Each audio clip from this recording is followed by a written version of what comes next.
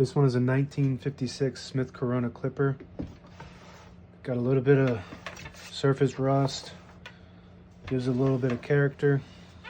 I'm going to show you how to use the functions and make sure they all work. These are the margins right here on top, and you just push them with your thumb, and you can put them anywhere you want. I like them at the beginning and the end of the page, like that.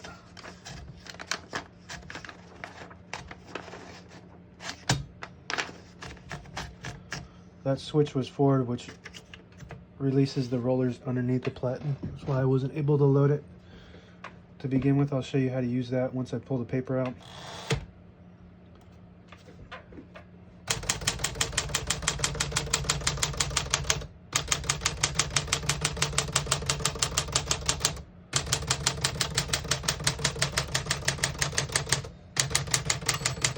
Once you hear the bell, you're at the end of the margin and you hit the line space.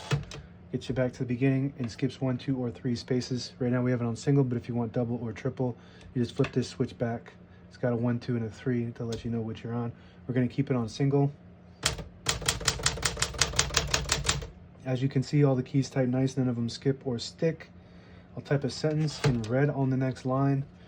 This is how you switch from black to red. There's a blue, white, and red dot. Blue means black, white means nothing, and red means red. What it does is it'll hit the bottom portion of the ribbon, so you print red.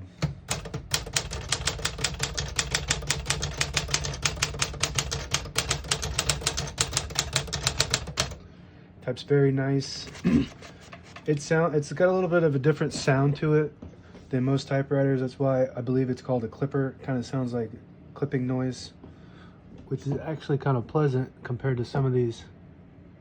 And the print's really nice on this. This is a really nice machine, made in the USA, not in China. So this thing will last forever if you take care of it. It's made out of all metal and steel, not plastic and cheap parts. So if you want something that's going to last and something that's reliable, that won't jam up on you or break, you got to go with the vintage typewriters made in America. To pull the paper out, this is the function I used earlier. It was already engaged, so you disengage the rollers by flipping this, and it just allows you to pull the paper out. But like when I started, that was flipped forward, so I was not able to load correctly because I was disengaged. So you engage it and it allows you to load the paper. Allows you to pull the paper out easy or load thicker paper by releasing those rollers underneath the platen. It's got a backspace on the top left here. That works good. Let's flip that switch back to blue, which is hitting the top portion of the ribbon. It's got a margin release on the right side here, so you get to the end of the margin. There's a mechanism that will stop you from typing, so if you hit the margin release, it will disengage that function and allow you to type the word at the end of the margin that you were trying to type. It's got a shift on each side and a shift lock on the left, and to disengage it, you just hit the shift again. Inside the hood, we got the spools and the touch control. To the right is low, to the left is high.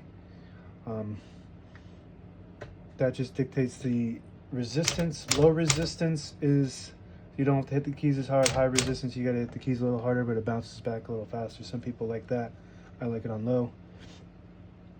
The ribbon direction is this switch here on the top left above the backspace. Right now, all the brand new ribbon is on the left side, and it's pulling to this side, shown by the clockwise turning. And if you want it to pull to that side, you just flip this switch up and it'll pull counterclockwise to this side. So we're going to keep it on that side, clockwise there. It's got carriage release lever on each side.